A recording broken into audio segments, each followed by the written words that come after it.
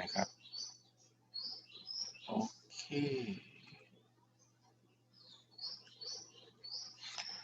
Okay, we're gonna start our lectures for today. The topic for today's lecture is about the performance and testing of the internal combustion engine, okay, which is the last topic that we will cover for this course. Right, so this topic will cover 2 lectures, this week lectures and the next lectures last week, okay.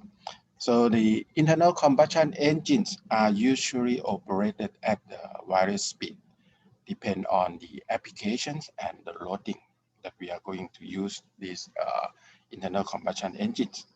Right? And its power output is vary with the speed, in which the maximum power is occur at one certain speed, as shown in the graph here. Right? You can see that the maximum torque and the maximum power is happen at only one certain speed, right? And it's not happen at the same speed. Okay, so this graph show you the powers and the torque and the engine speed here, right? So both torque and powers, right, are vary with the engine speed, right? And of course, the maximum value is only at one speed, right, for each maximum powers and maximum torque. In order to develop an internal combustion engine, all parameters that affects the engine design and performance have to take into considerations. Right? But since there are many parameters that involved, so it's become very difficult if one would like to take into account all of them when design an engine. So to solve this problem, we need to conduct an engine test and to determine the measures to be taken for improving the engine performance. The engine performance parameters that are needed to be considered are shown right here. Right? The first one is the power, whether it is an indicated or a brake or a friction powers, right, in terms of kilowatt. The second one is the mechanical efficiency.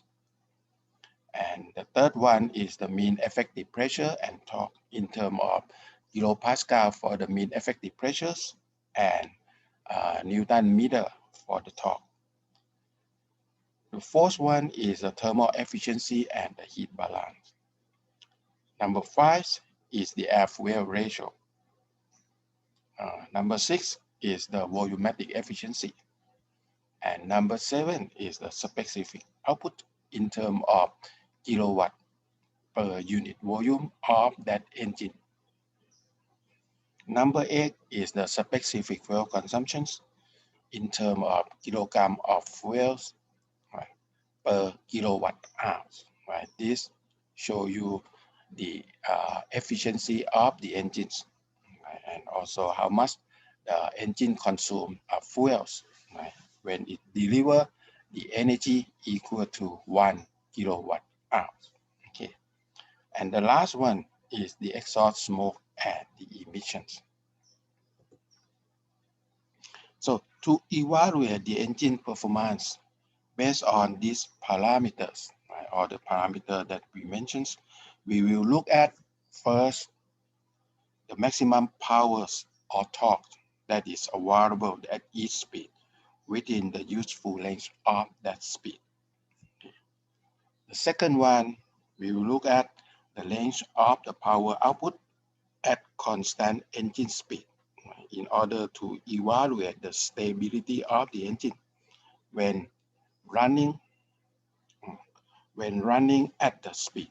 Okay. This means that the engine must be tested at different speed within the useful speed length of that engine.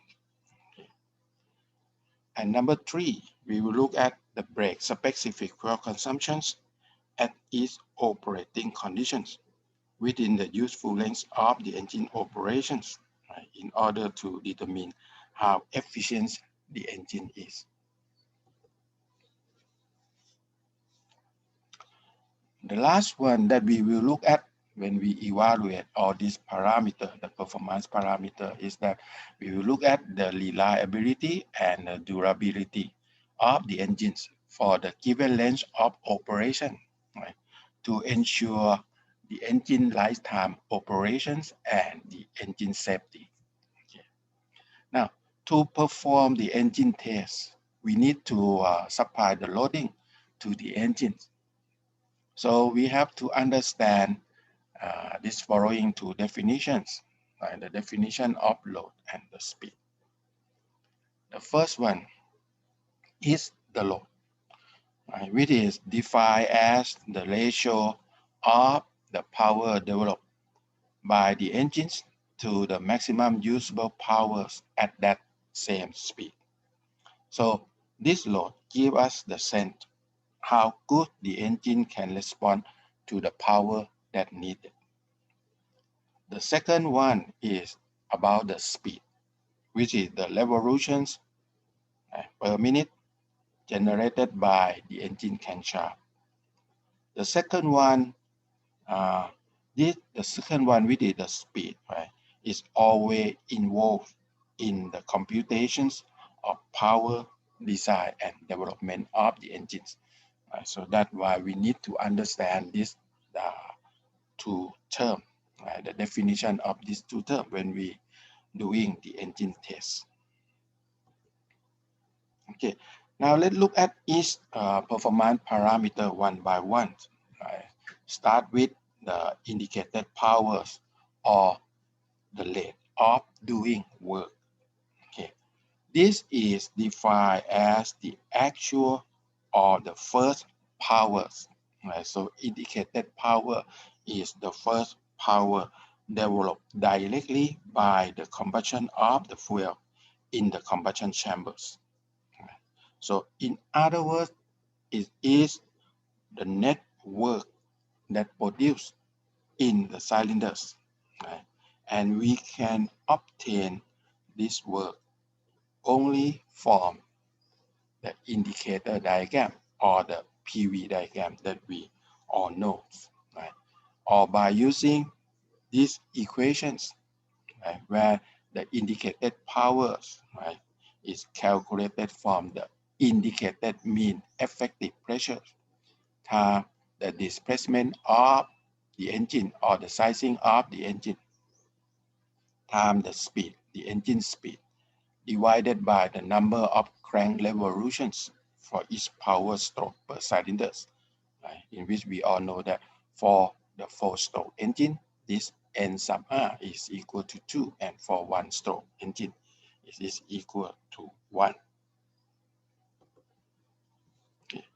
This show you the PV diagram, right? We all know, we all have been seeing this PV diagram several times along the way in this course. The PV diagram on the left-hand side is the indicator diagram for the 2-stroke engine, where you can see that all the indicated work, which is the area inside, are all positive. There is no negative work happen, right? No negative indicated work happen for the 2-stroke engines. But for on the right-hand side here, right, it is the indicator diagram for the 4-stroke engine, right, in which you can see that the indicated powers can be both positive and also the negative, right, in which we call it the pumping work or the looping work, right? Pumping looping work here, right, where the engine need work, right? The engine have to supply the work, right, during the intakes and also the exhaust, right? So the indicator work, right, will be negative in here because this is the indicated work for the engine to do the air intake and to discharge the exhaust out from the engines, right? So the 2-stroke or the indicated work are positive, right?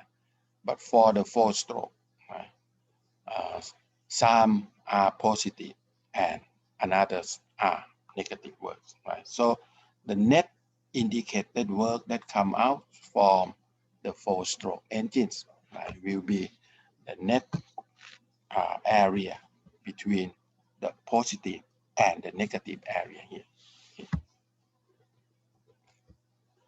So the indicated work is the first work that the engine developed, and it's directly come out from the combustions, right? So it is the energy conversion, the first energy conversion from the heat to the work. Okay. The second one is the brake powers or the engine power output. It means that this is the power that we can use, right? And it delivers from the engine, right? So it is the power developed by an engine, and we can do the measurements of this power at the crankshaft, right? Now, to measure the brake powers, right, we need a power absorption device such as a brake or a dynamometer, right? To do the test, the dynamometer that we use is loaded in such a way that the torque exerted by the engines can be measured, right? We will talk about this in more detail later on when we come to the testing of the engines. Okay, so by knowing the amount of torque, which are right here, right, then we can calculate the brake powers, right, according to this equation, which is 2 pi times the engine speed times the torque that we measure from the dynamometers, right. The first one, the third parameter, is the friction powers. The friction power. This is the power that indicates the power loss in the mechanical components of the engines, which is due to frictions. Because of the mechanical component of the engine have to move, so it creates the frictions, right? So we lost the power because of that. Okay. The friction powers can be found from the difference between the indicated powers and the brake powers according to these equations, right, where we can determine the friction power loss here. The fourth performance parameter is called the mechanical efficiency. Right? This parameter shows how good the engine can convert the powers produced to the power that can be used. Right? And that means it is defined by the brake power divided by the indicated power. So this efficiency, we call it a mechanical conversion efficiency because it's talking about how we convert the same energy that produced to the energy that we can use, which is called the brake powers. It's not referred to the energy conversions. When we talk about the energy conversion, we talk about different form of the energies, but this one is the mechanical conversion efficiencies. Number five, right? Number five is the mean effective pressures and torque. Right? These two parameters are used to compare the performance of different engines, and both are affected by the size of the engines. Right? So for the same mean effective pressures, it means that a large engine will provide more torque than a small engine here. Right? And because of this, the mean effective pressure of the engine can give an indication on the engine displacement, utilizations, and not a torque here. So in other words, right, the mean effective pressure will give us the information on how good the engine can use its own displacement to produce the powers. Right? So to perform the comparisons of different engines, you better look at the mean effective pressure that the engine can develop.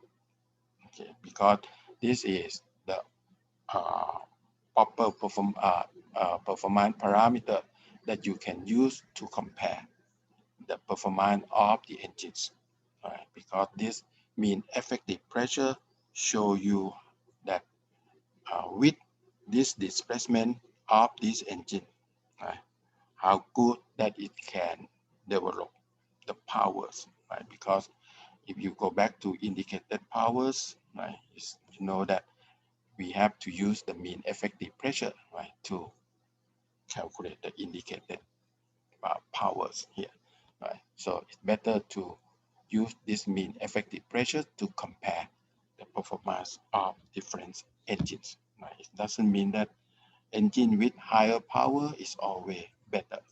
Okay. You have to look at the size of the engine as well. And when you look at least more than one indicator to show how good the engine is, right, you normally prefer to have one parameter that cover both indicators, right? And mean effective pressure is a good one on that. Apart from this, right, the power of the engine also depends on the size of the mean effective pressure, right? And that the reasons why one should not compare the different engine based on their power and torque only. This is what I already mentioned, right? So therefore, the best parameter that used to compare performance of different engines, right, is the mean effective pressure, no matter what size of the engine is. Okay, and the MEP, the mean effective pressure, is defined as the average pressures, right, acting over the piston throughout the power stroke, right? And it can be found from these equations, right, where the mean effective pressure is the power that the engine develops, okay, divided by the displacement of that engine and also the engine speed here. Okay, the mean effective pressures can be either the indicated mean effective pressures or the brake mean effective pressures or even the friction mean effective pressure, depend on the type of the power that you put into these equations, right? If this power is the indicated power, then this will be the indicated mean effective pressures. But if this power is the brake power, then this gonna be brake mean effective pressure, right? And the same way, if this power become the friction power, then this can be the friction mean effective pressures. Okay. And the relationship among these three mean effective pressure, which is the indicated mean effective pressure, the brake mean effective pressures, and the friction mean effective pressure, right? Their relationship are shown right here, where the friction mean effective pressures is equal to the indicated mean effective pressure minus the brake mean effective pressure, right? Because when we use these relations, it means we are going to do it with the same engine and running at the same speed, right? So if we do it with the same engine, running with the same speed here, right, the relationship of these three mean effective pressures gonna be like this. Number 6 is about the thermal efficiency and the heat balance, right? The thermal efficiency is the ratio of the output, which is the work power, to that of the energy input, which is the heat, right, in the form of the fuels, right? So the thermal efficiency will be the powers divided by the heat that come out from the fuels here, right? So this is what we call the energy conversion efficiency, because the power is the mechanical powers, right? But this is the heat, right? So it's different form of energy. This is the work per unit of time, and this is the heat per unit of time. Okay, so the thermal efficiency is the energy conversion efficiency. So this efficiency will show you how good that the chemical energy of the fuel or inside the fuels can be converted into the mechanical works. And it also shows that all chemical energy of the fuels cannot be fully converted into the heat energy because you never have this thermal efficiency equal to 100. Right? And in fact, this thermal efficiency at most never go beyond 50%. Right? Even 40% is very difficult. Normally, what you have is about 30, 35, like 40% at most. Okay. Okay. And the same as the mean effective pressure, this thermal efficiency can be either the indicated thermal efficiency or the break thermal efficiency, right? Depend on the power that you put into the equations, right? If you put the indicated power in here, then this thermal efficiency will be the indicated thermal efficiency. But if the power is the break powers, then it's gonna be the break thermal efficiency. Okay. How about the heat balance? The heat balance. It is the balance of heat between the heat that we supply and the heat utilized in the fuel system, in the engine system, right? Where the heat utilized in the engine system can be either heat or powers, right? So the heat utilized in the engine system is not only the power, it can also be the heat, right? Why? Because they need to do the cooling, they need to release the heat out, right? Otherwise the process cannot happen according to the second law. Okay, so we have heat input and we have also the heat release out from the process apart from the amount of work, right? And the heat release can be either the exhaust or the cooling, right, that the engine needs. Okay.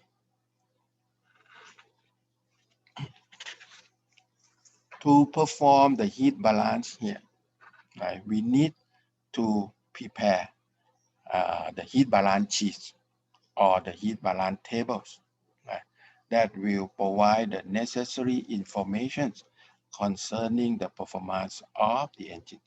Yeah.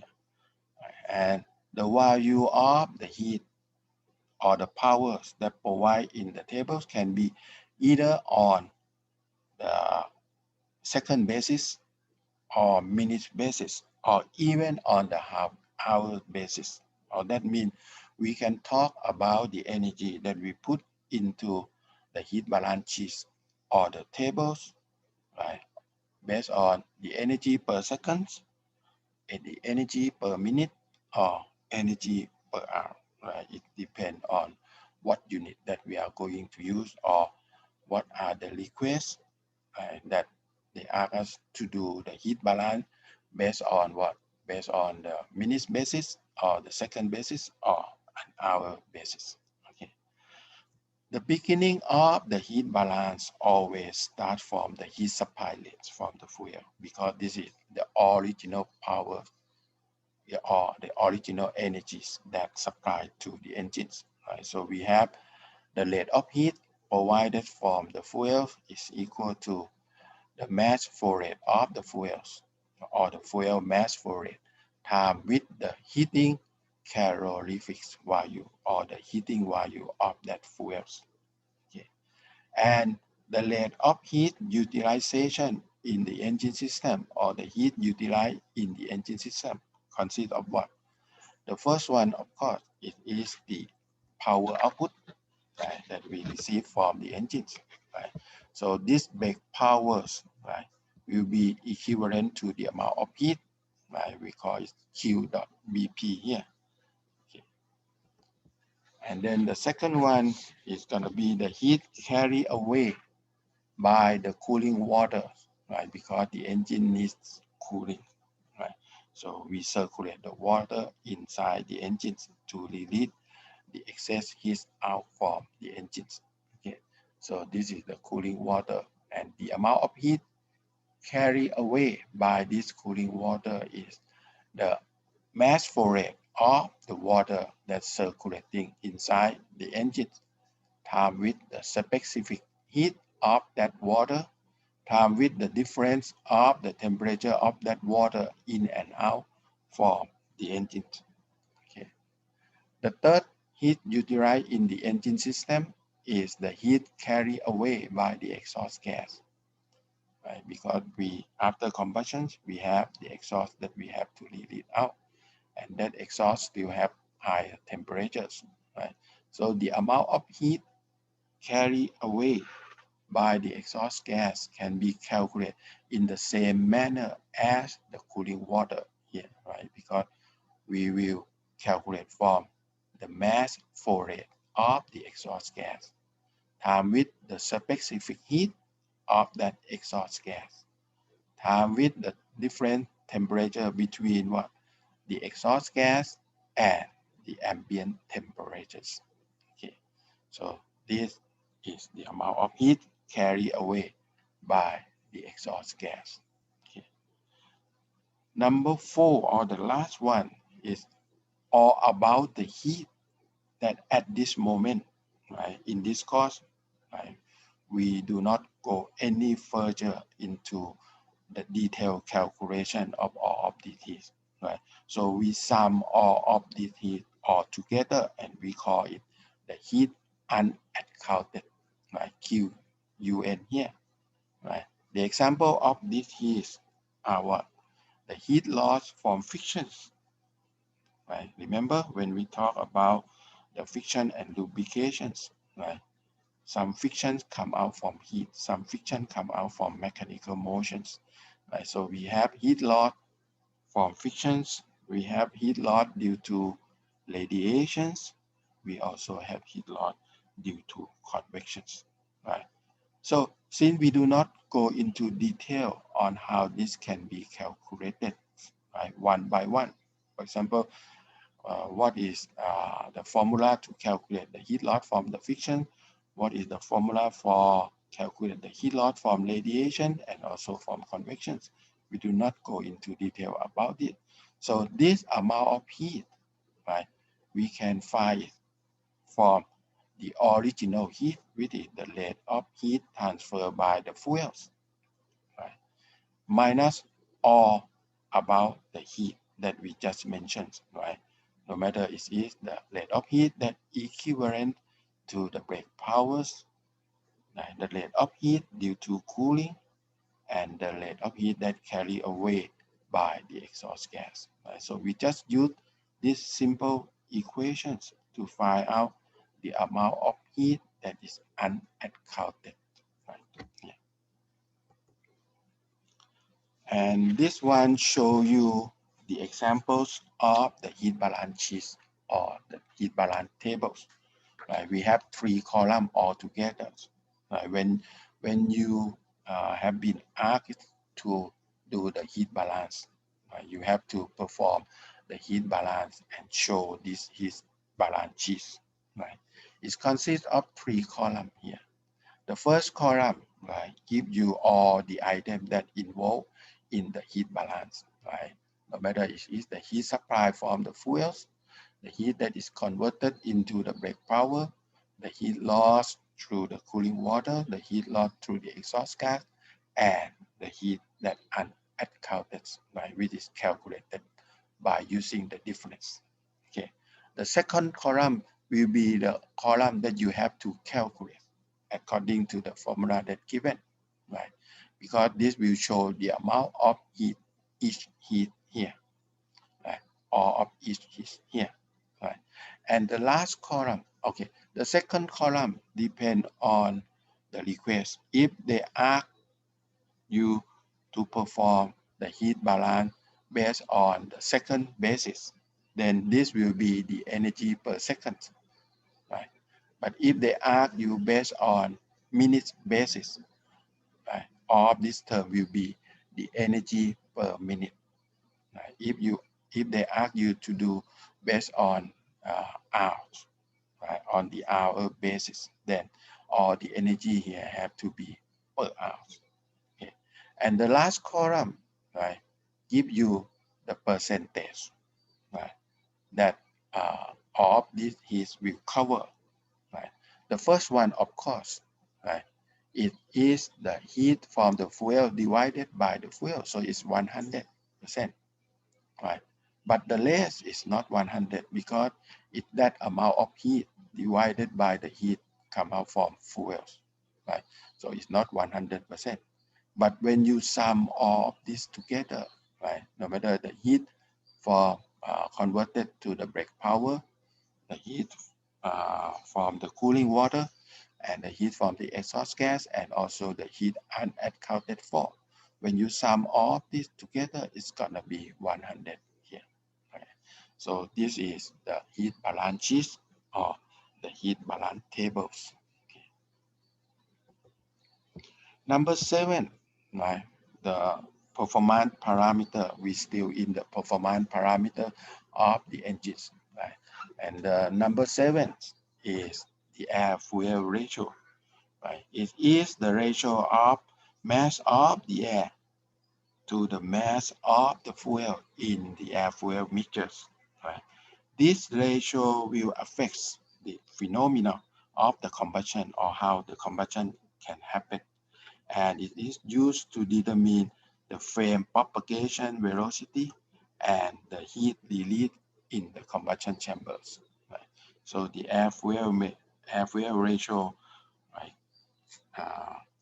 give you the effects or give you the information, right, how the combustion can happen, and when it happens, what is the flame propagation velocity, right? Because flame propagation velocity is important in keeping the combustion to happen continuously throughout the combustion chambers, right? And the last one is the air fuel ratio, give you the amount of the heat that release in the combustion chambers. Okay. Number 8 is the volumetric efficiency. The volumetric efficiency. Right? This is the ratio of the actual volume of the air fuel mixtures, right, for the SI engines, right, or the amount of air that intake or inducted, right, into the engine. Right? This is for the complete ignition engine. Right? So for the SI engine, it means the actual volume of the air fuel mixtures. Right? But for the CI engine, it only means the amount of air that intake into the engine, right, during the intake stroke at the inlet conditions, right?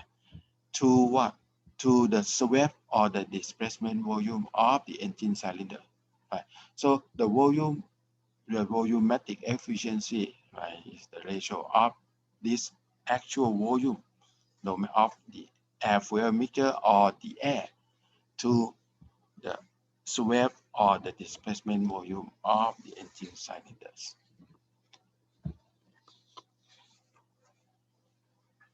Okay, so by this, right, the expression for the volumetric efficiency will be this, right? The actual amount of the air fuel mixture intake or the actual amount or actual volume of the air that intake or inducted into the engines divided by what? The displacement volume of the engine divided by the number of crank revolutions, right? Which is normally the volumetric efficiency will refer or will be used only for the 4-stroke engines, right? So this N is always equal to, right? So the volumetric efficiency will be what? 2 times the actual amount of the volume that intake or inducted into the engine divided by the displacement of the engines. Okay. This parameter or this volumetric efficiency, right, will provide an influence on the amount of the air or the air fuel mixture that taken inside the cylinder, in which this parameter will place a limit on the amount of the fuel which can be efficiently burned or the amount of the power output that delivered by these engines. Okay, so these parameters show the influence on these two. First, on the limit on the amount of the fuel that can be efficiently burned, right? And the second one is the amount of the power output that deliver from the engines. Right? So if this parameter is high, that means what? The engine is very efficient in burning the fuels, and that means the engine can deliver more of the power output. Right? In general, for the naturally aspirated engines, these volumetric efficiencies, right, is normally in between 70 to 80%, not 100%, right? It cannot draw the amount or the volume of the air or the air fuel mixture equal to the physical volume, which is the displacement volume of the engines, right? Because you can see that it's only 70 or 80%, right? But if that engine is equipped with the superchargers or the turbochargers, then the amount of the volumetric efficiency can go even higher than 100%. Right? If it is a forced engine or forced induction engine, right? Not naturally aspirated engine. Okay, any questions so far? No? Okay, let's continue on number 9, the 9th parameter. Okay, this is the new one, right? The rest are usually we talked already in our previous lectures. Okay, the number 9 parameter is the new one, right? We call it a specific output. The specific output. This parameter will describe the efficiency of the engine in terms of the brake powers or the engine output that is relative to the engine displacement volume, right? So the specific output will be the brake power divided by the displacement volume of the engine or the sizing of that engine. Okay. For the forced induction engines, right, it will have the higher specific output than that of the naturally aspirated engine of the same size, due to the forced induction engines will give more power output than the naturally aspirated engine, right? So the specific power output from the forced induction engine is normally higher than that from the naturally aspirated engine, right? On the condition that if they are the same size of the engine. Number 10 is the specific fuel consumptions. The specific fuel consumption. This is the parameter, right, that can indicate the efficiency of the engine, and it is defined as the amount of the fuel consumed per hour, right, for each unit of powers, right? So the SFC is the mass flow rate of the fuel per hour divided by the powers, right, that from that engine, right? So this parameter show how efficient of the engine, right, in developing its power from the fuel that's supplied to that engine, right? And these specific fuel consumptions can also be used to compare the performance of different engines apart from that from MEP, right? If you remember, we first mentioned that we can use the mean effective pressure, or in other words, the mean effective pressure is the proper or appropriate parameter to compare the performance of different engines, right? The second parameter that can be used to compare the performance of the different engine is the specific fuel consumption here, right? For example, that engine with less specific fuel consumption, right, is better or more economical than the engine with higher specific fuel consumption. Right? So when you look at different engines, right, right, and you want to compare different engines, right? So if you look at the SFC of that engine, right, if the SFC of that engine, right, is lower, right, that means that engine is better in terms of performance.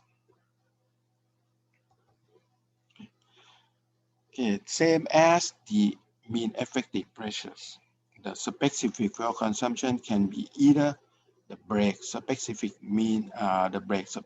fuel consumptions or the indicated specific consumption, right? It depends on the power that you use in defining this parameter, right? If you use the brake power shown right here, this NFC gonna be brake specific fuel consumptions, right? And if you use indicated powers, this NFC gonna be indicated specific fuel consumptions, right? Sometimes in the exercise or in some problem, they do not mention that it is the brake or indicated specific fuel consumption. They just say specific fuel consumption, right? Under that condition, right, it is important that you should know that the specific fuel consumption that they mention is always the brake specific fuel consumptions, right? So if they do not mention, right, about the specific fuel consumption, that it is either the brake or indicated specific fuel consumption, then you have to assume, or you have to say that this is the brake specific fuel consumption, right? And that is always happen when they do not directly mention that this specific fuel consumption is what. Okay.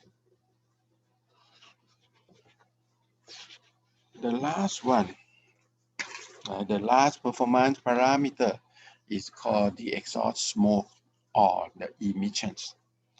Okay, so if you remember, right, when we talk about the emissions, right, there are three regulated emissions, which are what? The carbon monoxide, the hydrocarbon, and the NOx, right, that we already mentioned about the emissions, right? For the spark ignition engines, right, all of these three emissions are significant in all engine operating mode, right? No matter that we operating the engine under idling conditions, accelerations at a constant speed, or decelerations condition, right?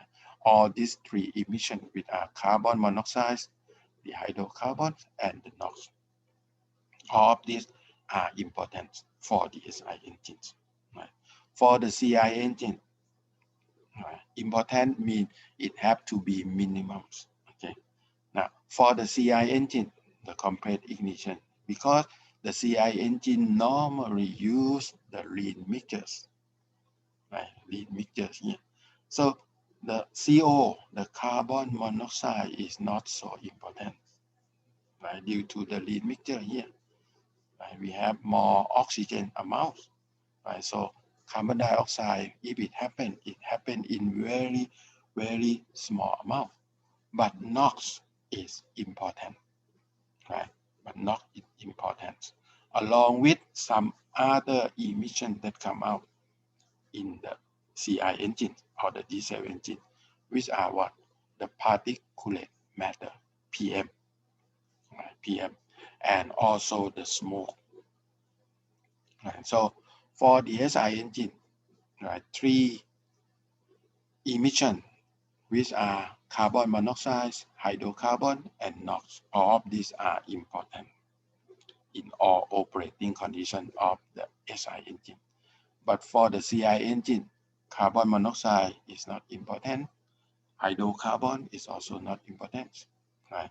NOx is important because of the lean mixtures. Okay, all of this because of the lean mixture. Right? Due to lean mixture, we have more oxygens. Right? So CO, if it exists, the amount is very, very small. And because of lean mixture, we have less amount of the hydrocarbon, right? So the left unburned hydrocarbon is also small, right? But NOx is important because we have high amount of nitrogen due to lean mixtures, right? And because it's compressed ignition, right? Not spark ignition. So the particulate matter or PM can exist along with the smoke that come out from the exhaust pipe. Okay, but anyway, right, according to the emission regulations, right, all of this have to be minimized. Right, no matter what condition that you operate the engines, right, all of these emission have to be kept minimized under the regulations that come out. Okay, so that about the performance parameters. Right? We have 11 performance parameters that we consider in this course. Right? And if you remember, right, at the beginning, there are more than this. Right? Not only 11 performance parameters, there are more than this 11 performance parameter, but we only concentrate on this 11 performance parameters only. Okay.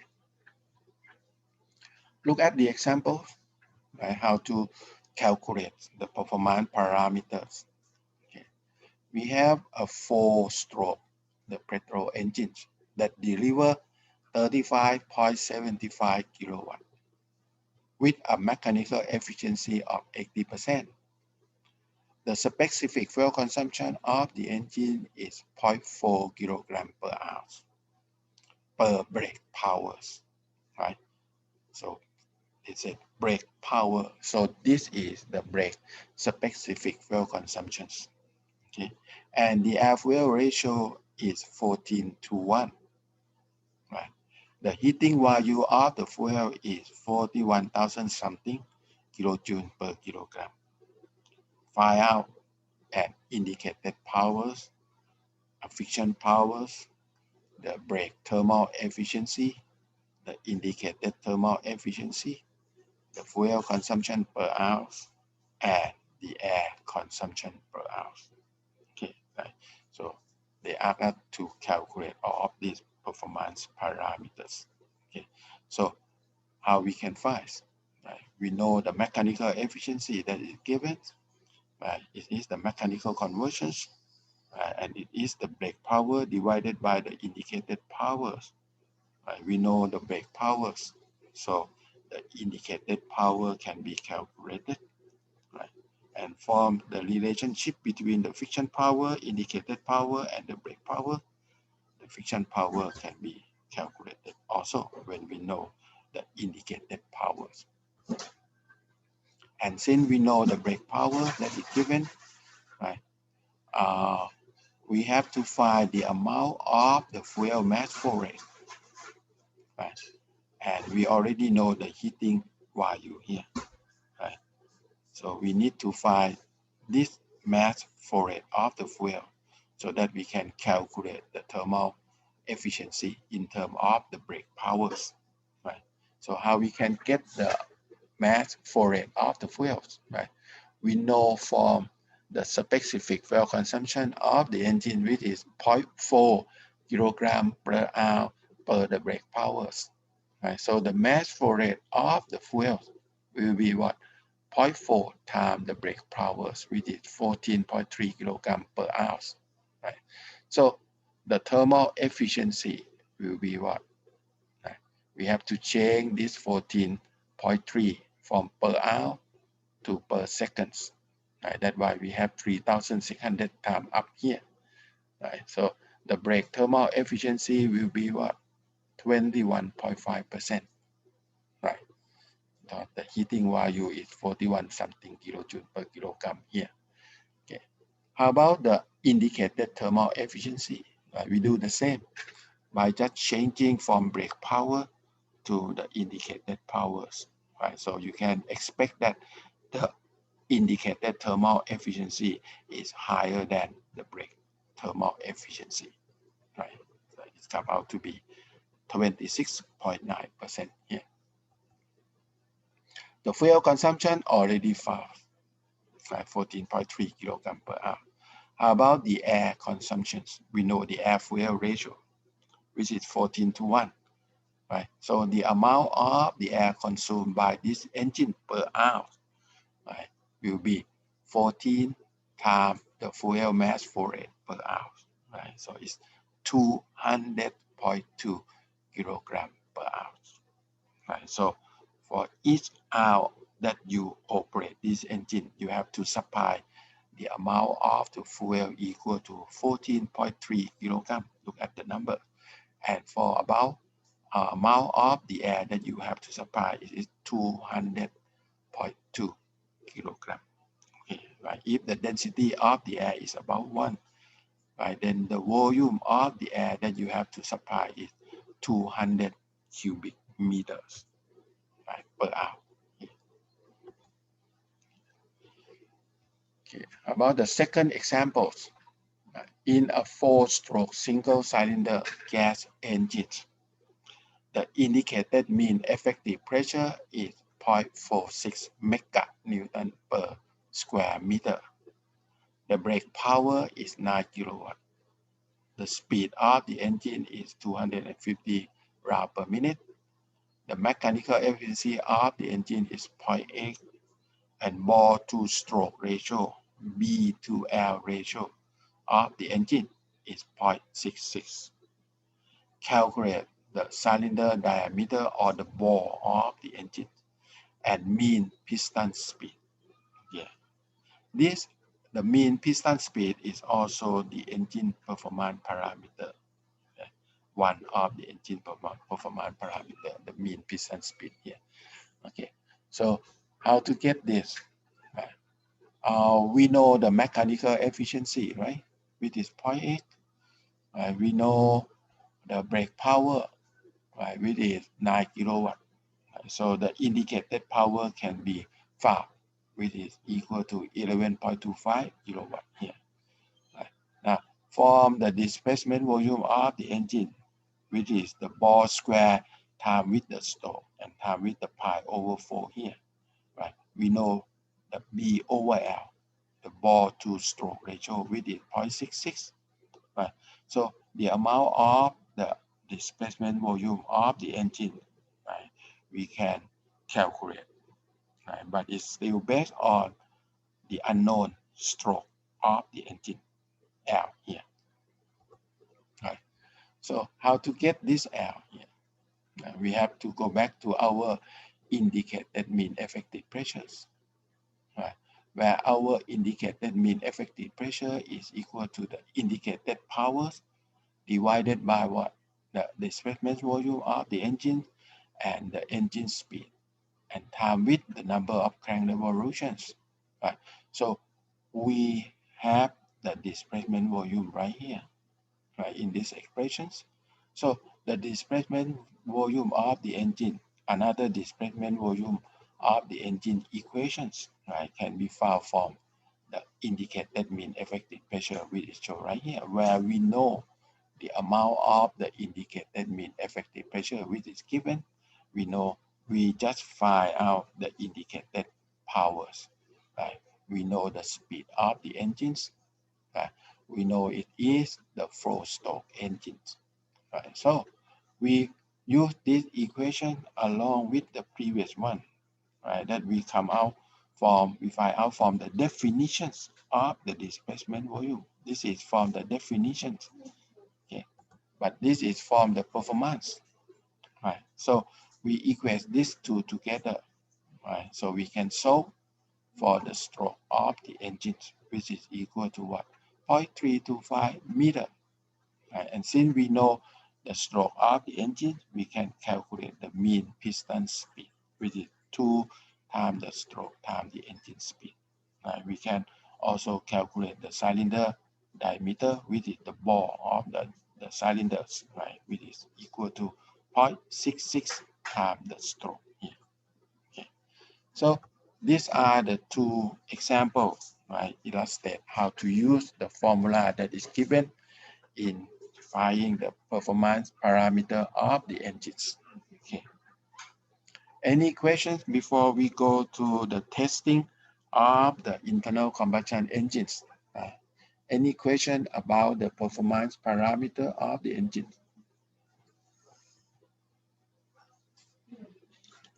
Hello, is there any questions?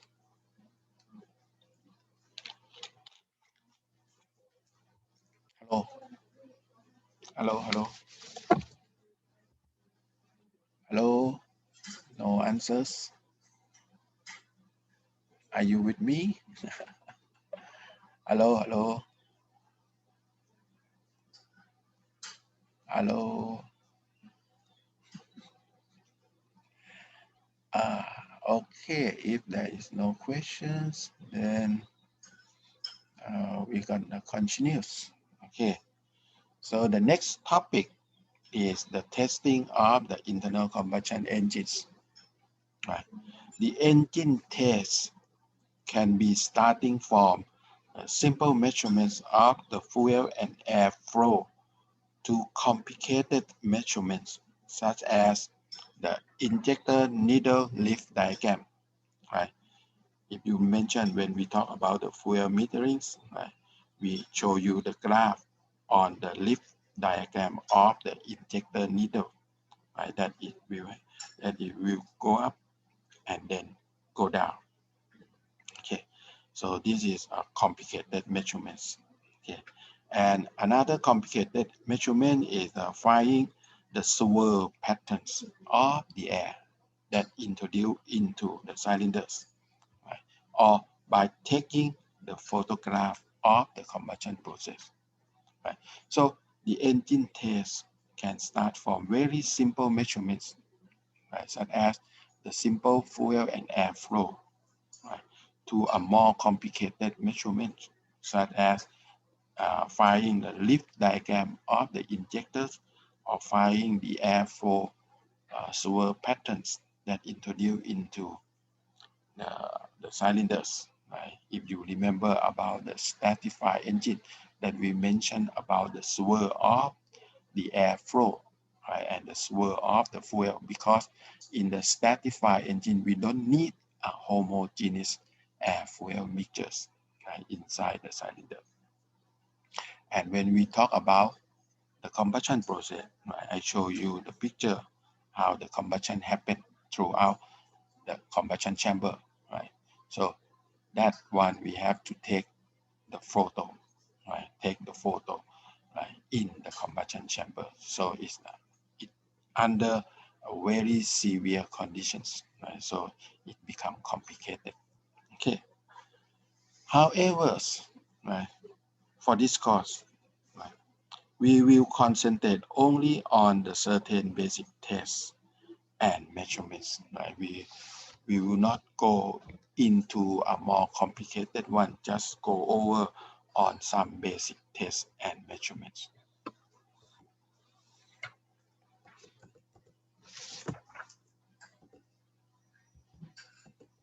This I cannot move. Okay, let me stop the share first. Okay, and then share it again.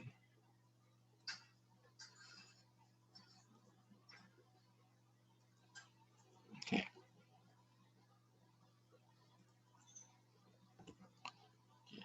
The first measurement is the measurement of the speed. Okay. There is a wide variety of speed measuring devices that are available in the market. Okay. The device that we use for measuring the speed can be ranging from a mechanical tacho meter to the digital and the trickle electrical tachometers. But however, the best method to measure the speed is to count the number of revolutions in the given time. This is the best way to measure the speed. That means you counting the number of revolutions that happen to that engine in a given time. A given time is the time that you want to use to measure the number of revolutions that happen. Okay, so this could be done either mechanically or electrically. So I show you in this picture several speed measuring device. It can be round per minute. This is count the number of revolutions. Okay, per time. Okay. The second measurement is the fuel consumption measurements. For the fuel consumption measurements, the one method to measure this, the fuel consumption of an engine can be done by determining the amount of the volume flow under a given time intervals. Another method is to measure the time required for the consumption of a given volume or the mass of the fuel. So you can do either way. First, you give a time interval, and then you measure the amount of the volume flow during that time interval. Or second one, you give the amount of the volume, and counting the time until that volume finish. Okay, so you can do either way to do this, to find out the fuel consumptions for that engine. Okay, the picture show in here, show you the example of some of the fuel measuring devices, such as the rotameter here that use the float. The float will go up and down, and the level of the float will indicate the amount of the fuel flow rate, the mass fuel flow rate or the volume fuel flow rate.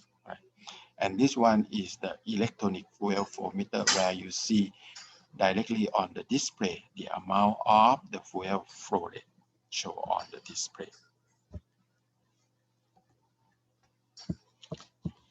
The third measurement is the airflow consumption measurements. The measurement of the airflow in the engine intakes is not an easy task. That means if you want to measure the amount of the airflow in the engine and try to have it accurate, this is what it means. It's not an easy task because of the cyclic nature of the engine operations, that will cause a pulsating airflow into the engine. So the air that flow into the engine is not continuous or is not steady. If you remember that we talked about in our last lecture, the supercharger, the exhaust flow is not steady. The intake air is also not steady, because of the cyclic operation of the engine. So if you want to measure the amount of the airflow, that is not steady, and want to have the accuracy in that measurement, it's gonna be difficult. It's gonna be difficult. That's why they said it's not an easy task. Okay.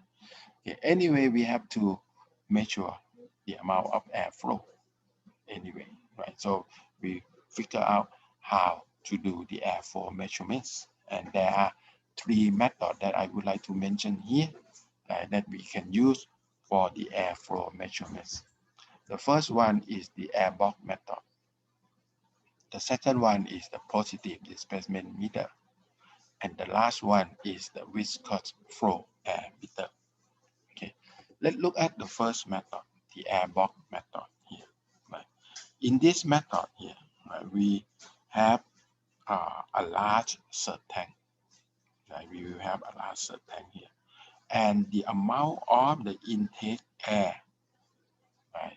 The amount of the intake air is drawn from this tank and to the engine. Right? So the engine will draw the intake air that is inside this surge tanks. Right? So how we can measure the amount of the intake air here? We do not measure it at here. Right? We will measure it at the inlet to the surge tank here. Right? And we do it by installing the calibrated orifice or the flow nozzle, right, that is installed at the tank inlet here. Right? So the amount of air, right, that intake or draw by the engine, right, is inside this tank, but the measured amount is measured in here at the inlet to the tank, because every time that the air here is drawn into the engine, there will be new air flowing in the tank. Right? And we also have the manometer here, right, that is used to measure the pressure inside the tanks here. Right?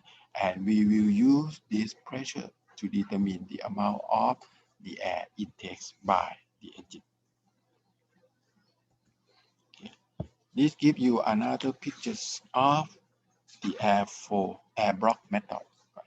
That we have a surge tank also, or the air tank, right, here, and the engine will draw the air from here, and we have the orifice plate here, that we have a small hole, right, that used to measure the amount of the air that flow into the surge tank, right, and this amount will be equal to the amount of air intake by the engines.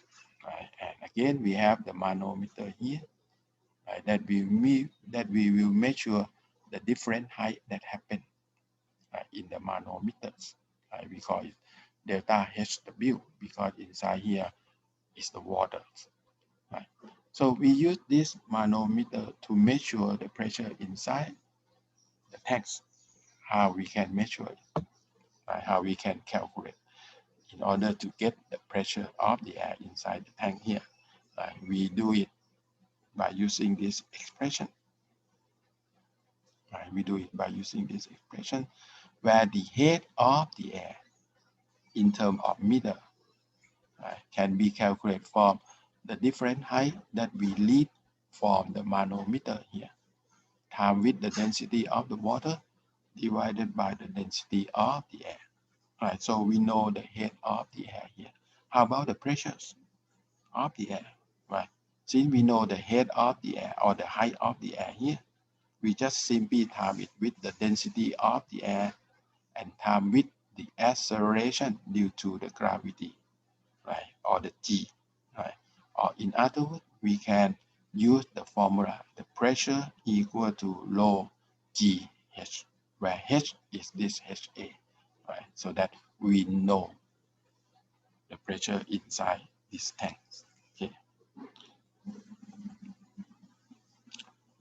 Okay. Another usefulness of knowing the head of the air is that we will use this head of the air, right, to calculate the velocity of the air that flow past to the orifice here, right, by using this equation.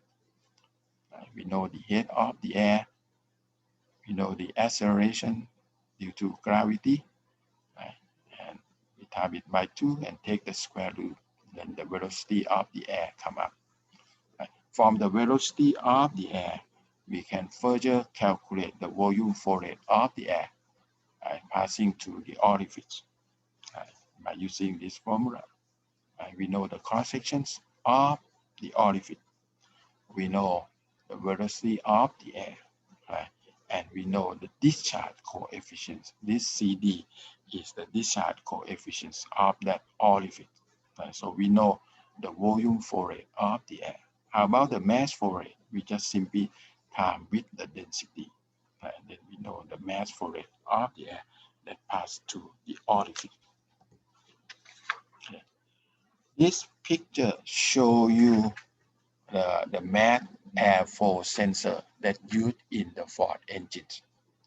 Okay, this mass airflow sensors, right, will measure directly the amount of air, right, that entering to the engines, right? And since it is a sensor, so it will send the signal to the ECU, the electronic control unit of that engines, right? So that the amount of the fuel injected, right, can be adjusted accordingly to the amount of the air that flow into the engines. Okay, so you can see this device, the mass airflow sensors. Right? Normally, you can see it on the intake duct of the engine, right? Or at the air filter box of the engines. Right? So this sensor is normally installed in the intake duct. Right? When you open the front car, the cover on the front car, right? You see the intake duct, right? And then on that intake duct, if you see something that installed in that intake duct, it is the mass airflow sensor. Or if you open the air filter box, right, you can see the device that look like the honeycomb, right? And that is the mass airflow sensor here, right? So inside this mass airflow sensor, right, it will measure the temperatures of the air. So this sensor will measure the temperature of the air, right, in order to determine the amount of the air density. Right? And this air density is then used to calculate the amount of the air mass flow rate that flow into the engine. Okay, because it is a temperature sensor, right? So it is the air temperature sensor here. So it will measure the temperature of the air, right, to determine the air density, and then they use this air density to calculate the amount of mass flow rate of the air to the engine. Okay. The second method to measure the amount of the air mass flow rate, right, is to use the positive displacement meter. Right, the positive displacement meter. So this is a very accurate method. Right? The example of this device is shown here. It's a loose blower. Right? The loose blower. The way that the loose blower works is when the impeller, right, shown here, is loaded. Right? Then the fixed volume of the air is alternately trapped between each impeller. Right? So it's first it may trap on the top portions, and the next round is gonna be trapped in the bottom portions. Right? So the amount of the air will be alternately trapped between each impeller and the casings, right, as shown in here. So every time that the rotor or the impeller here is rotating. Okay. This trapping, right, will occur 4 times for each complete revolutions of both impeller, right, as shown in this picture. Right. This one I show you that for every one complete revolutions of both impeller, right, the first impeller, the second impeller here, right, we have 4 trapping of the air, right, for one revolutions of both impeller. The first amount shown right here, the second amount shown in here, right, and then the third amount, and then the last amount, the fourth amount is here, right? So one complete revolution is happening when you follow the red color here, right? For every one complete revolution for each impeller here, right? So when we have 2 impeller, it means we have 4 amount of the air that is trapped during the rotation of these 2 impeller. The third method is to use the viscous flow air meters. Right? This viscous flow air meter use an element where the viscous resistance is the principal source of the pressure drop, right, that go across the element, right? And it will help creating the kinetic effects. Right? This kinetic effects happen because of the small flow, right, that pass to this element, right, that happen. Okay. This viscous resistance or the pressure drop, right, will be directly proportional to the air velocity that flow to the meters, right, or flow to the viscous element here. Right. The pressure drop across the elements inside the viscous flow air meter, right, is measured or can be measured by using an inclined manometer, right, where we will have a felt pad that are fit into the manometer connections, right, in order to damping out any fluctuations or vibration that might happen, right, so that the measurement using the inclined manometer will not get the effects from the air that flow through this viscous element. Okay, so we put a felt pad here at the inlet and outlet of the manometer as shown in this picture. Right, and you see the felt pad here, and this is our inclined manometer, and this is our viscous element. Okay, the viscous element right here, the viscous element that show right here, right, can be a large numbers of small passes. Right, can be a large number of small passes. That means many number of small passes here, right, that have a cross sections in the form of triangles. Right, so the cross section of each passes here can be in the form of triangles. Right, this is for creating the resistance to the flow, right? And that resistance, when it happens, right, it will show in the form of the pressure drop, right, that we can measure by using this inclined manometer, right? So this viscous flow elements, right, is a small passes, right, for the air to flow in, and we have several passes here. Right? So when the air flow through this element, the pressure drop will happen. Right? And by this pressure drop here, right, we can calculate the amount of the air that flow in here. Okay.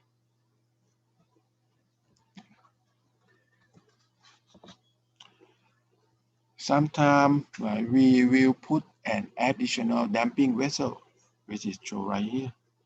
Right? Sometimes we can put another device, which is a box, right, in order to damping out the effects, right, to damping out the effects of the flow, right, in order to increase the accuracy of the measurements, right.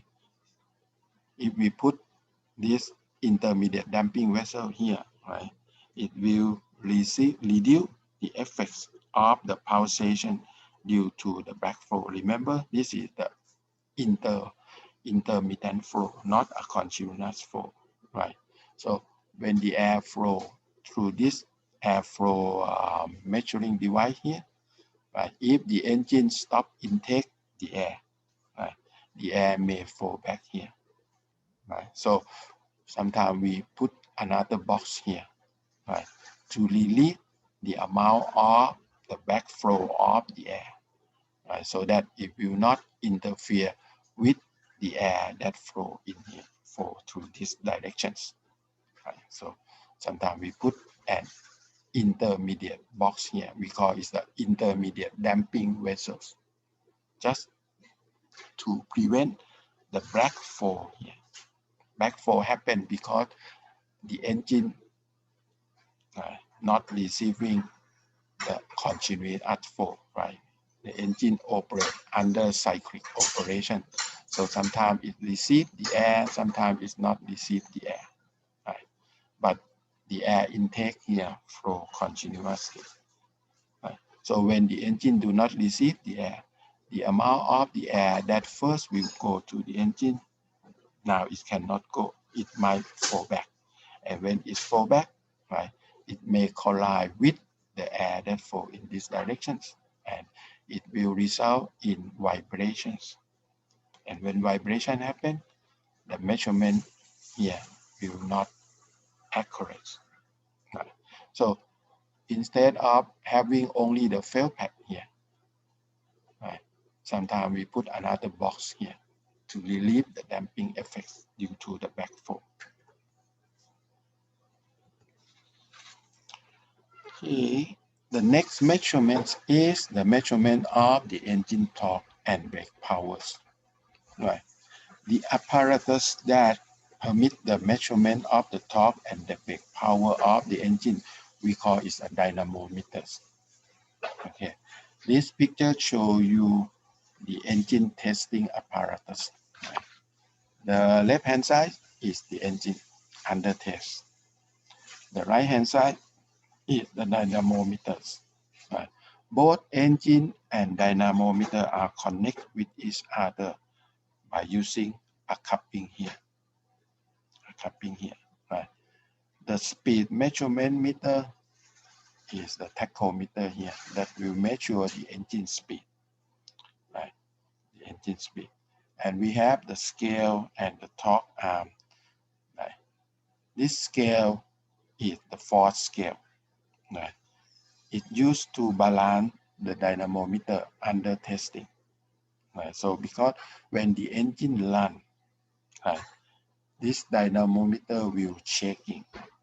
Right. So we will stop the checking by using a force scale here that will create a torque due to this torque arm to prevent this dynamometer to be shaken by the engine. Okay.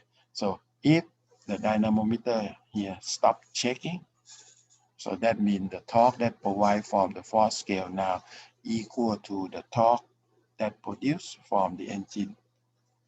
Right, that will try to check these dynamometers. Okay, so the principle is just like this. Okay, but anyway, okay, let's look at in more detail of these principles here. Okay, if we look inside the dynamometer, you will see a rotor here. This rotor will rotate with the engines.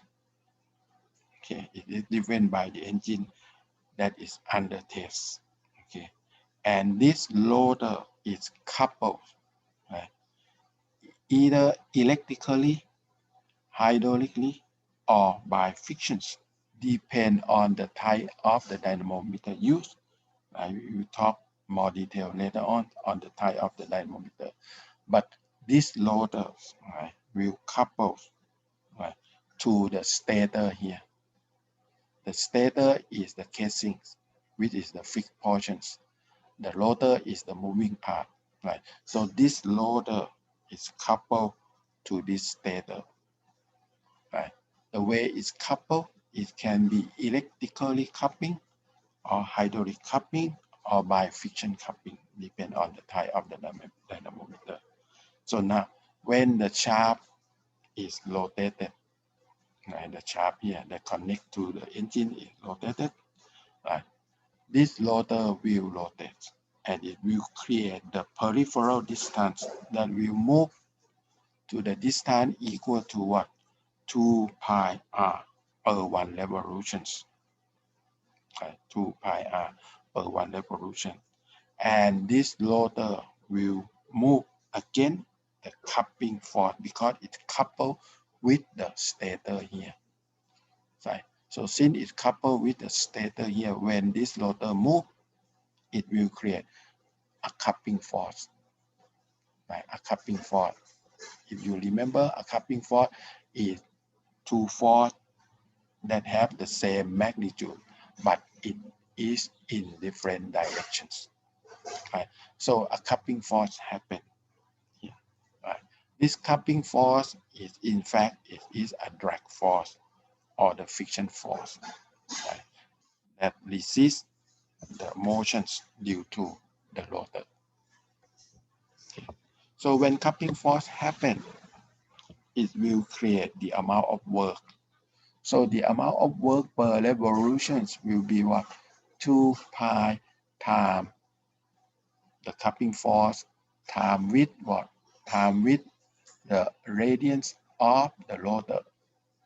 The radiance of the rotor here, right?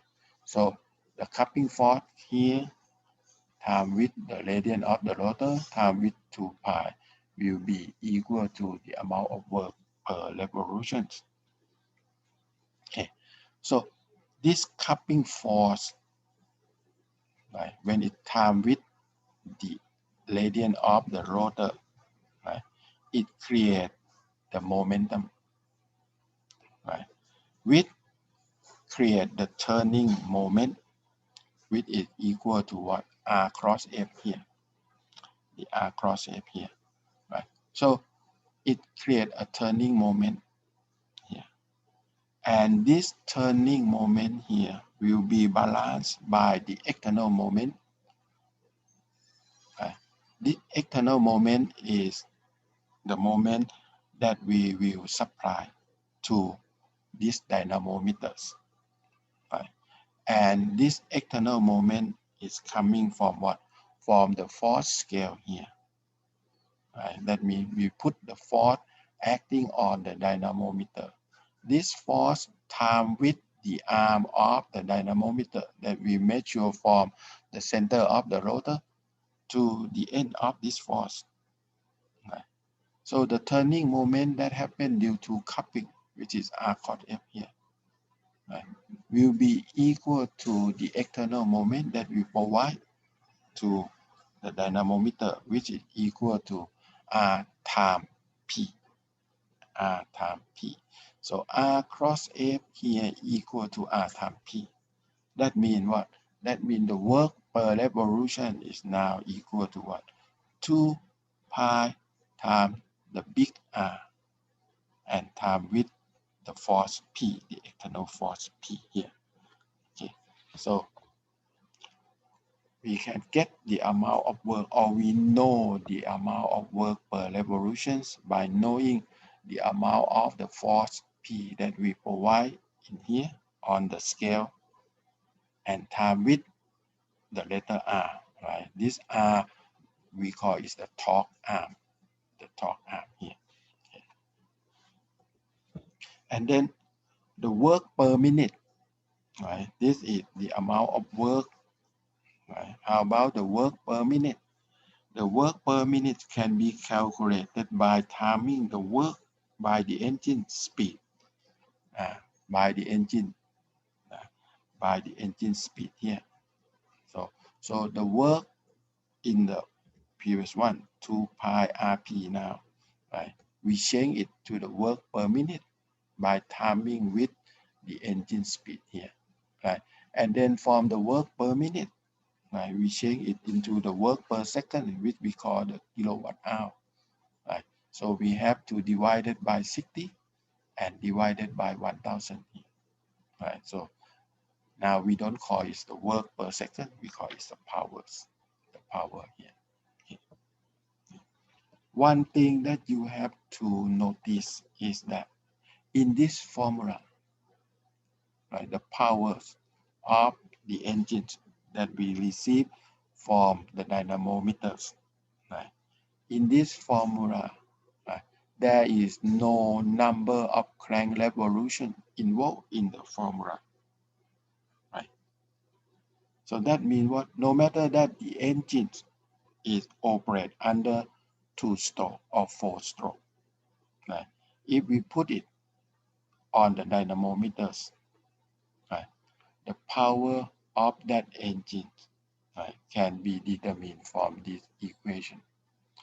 We don't need to concern that that engine is 2-stroke or 4-stroke because both use the same formula, right? Why?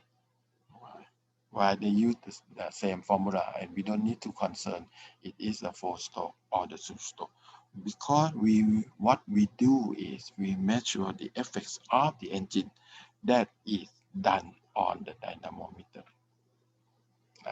how that engine do the effects on the dynamometer, and we measure the effects on the dynamometer, not on the engines. Okay, but fortunately that these two are the same. Right? These two are the same. So this formula, we measure the effects on the dynamometer because the force P is done on the dynamometer, not on the engine, done on the dynamometer. Right? So that's the reason why no matter that our engine is 2-stroke or 4-stroke, they use the same formula here to determine the power output for the dynamometers.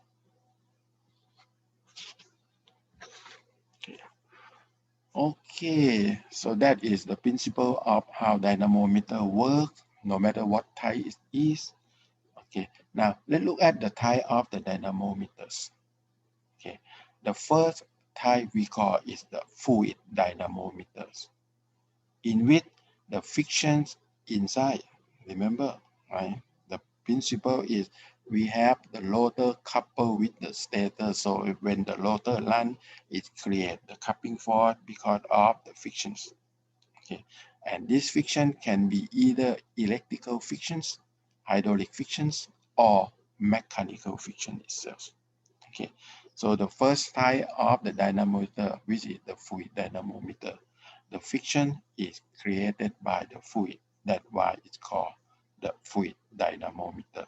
Okay, so in these dynamometers, the engine energy is absorbed in water or the oil, right? That is pumped through the orifice, right? Or dissipated with the viscous loss in rotor stator combinations, right? So this also have rotor and stator, right? But the friction will be created by the water or the oil that pump into this dynamometer, right? So the brake that happen is called the fluid brake, and it will fall into two classes, right? The first one we call the friction type, and the second one we call it agitator or impeller or sluice gate type. Okay. This picture show you a fluid dynamometer. Right. We have a rotor here. Right. The rotor. This rotor connect to the rotating disc here. Right. The rotating disc cover the less area. Or the less area here is the rotating disc. Right. And this rotor also connect to the engine. Right. So when the engine run, the rotation happen, and this will be rotating. That's the reason why it's called the rotating disc. Right?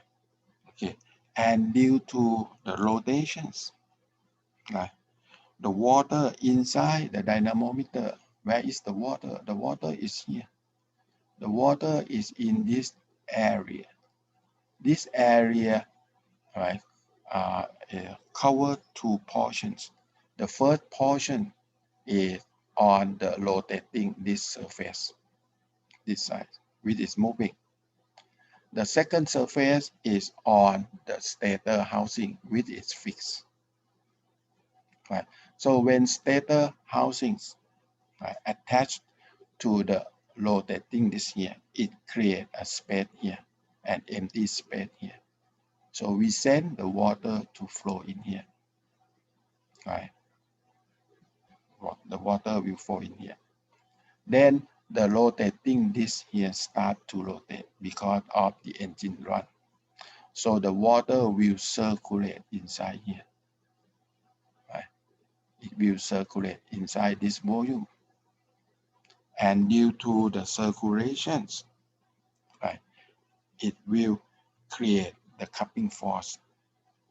It will create the coupling force because this water recirculation will try to shake this stator, right?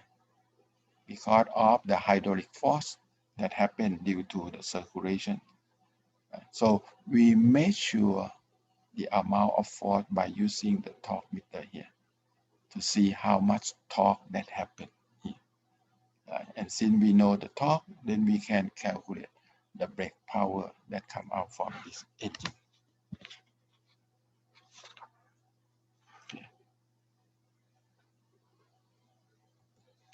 Okay. So in this slide, just mention what I just mentioned, right? The cupping force arises from the viscous shearing of the fluid, which is water, right, between the rotating disc and the stator here. Right? And this shear force try to shake or move the stator out, right? So the brake happen, result in the brake torque that we can measure from the torque meter here. Okay. Right? So the water keeps sending and flow out, right?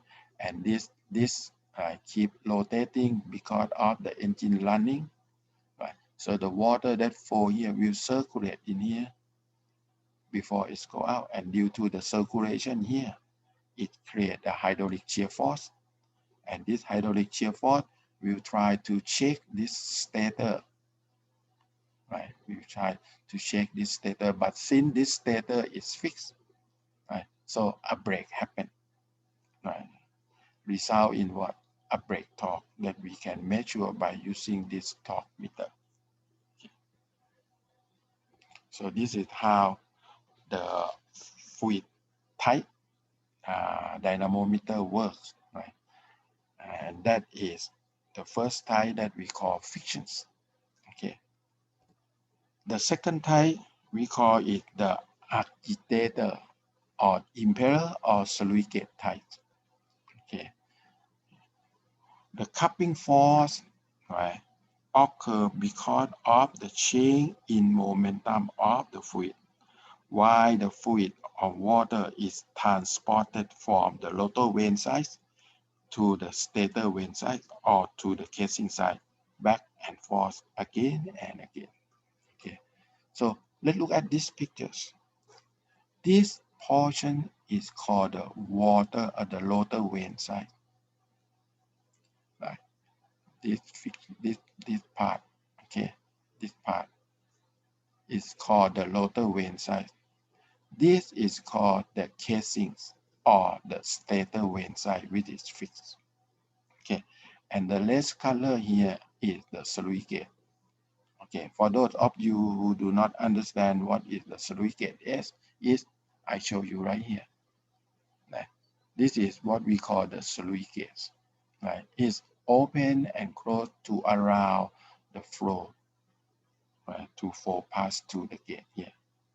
Right? This is the principle of the surrogate. So in here, what happened is when we send the water in here, right, when we send the water in, right, it will fall into the stator. Right? And then when this surrogate open, the water will fall into the rotor vane side. Right? It will fall like this.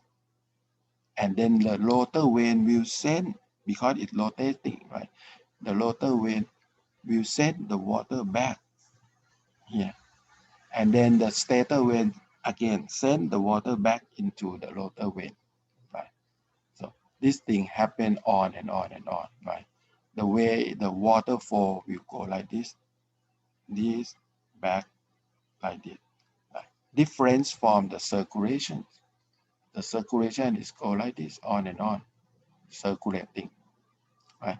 But in here, the water go to the left and then back to the right, go to the right, back to the left, go to the left, back to the right, like this, on and on, because of the surrogate open, right, lifting up, right, on both sides. And this will create a shear force, right?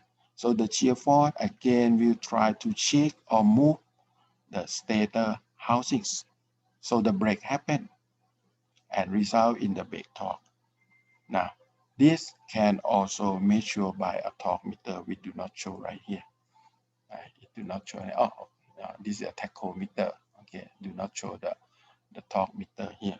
Right. So the shear force or the hydraulic shear force happen because of the water flow from the stator vane to the rotor vane and from the rotor vane back to the stator vane, like this. Okay.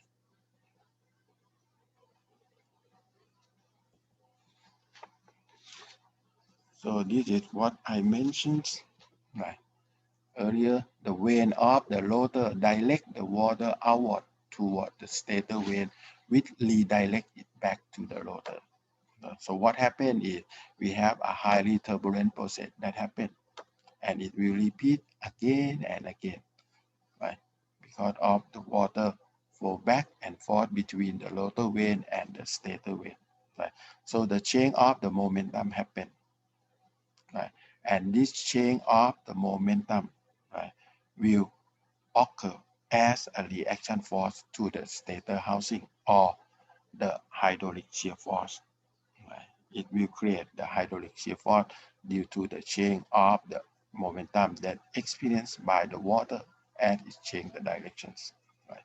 So the water flow back and forth, create the momentum, and this momentum, right, will create the hydraulic shear force that try to shake the housing or the stator vane. Right? So the break happened, and we just measure the break torque that happened. Okay. So this is how the dynamometer works, right, for this fluid type dynamometer. So the key point of this type of dynamometer is to create the frictions, right, due to the engine rotation. And then this friction will create the reaction in terms of the hydraulic shear force, right, to the fixed housing or the stator, right?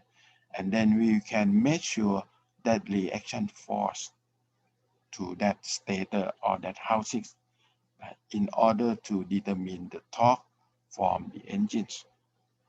And then by knowing the torque, then we can calculate the engine power output.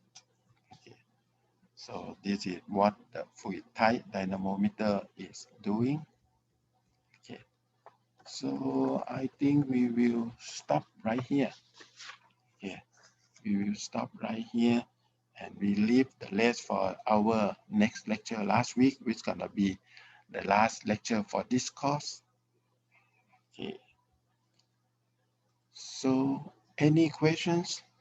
Oh, there are 3 students. Huh? Good. Any questions? มีคำถามอะไรไหมครับ มีคำถามอะไรไหมครับ มีไหมฮัลโหลฮัลโหลเงียบเลย นะถือว่าไม่มีก็แล้วกันนะครับนะเพราะเงียบหมดเลยถ้าอย่างนั้นก็ผมขอจบการบรรยายเพียงเท่านี้นะครับเราเจอกันอาทิตย์หน้าครับสวัสดีครับสวัสดีครับ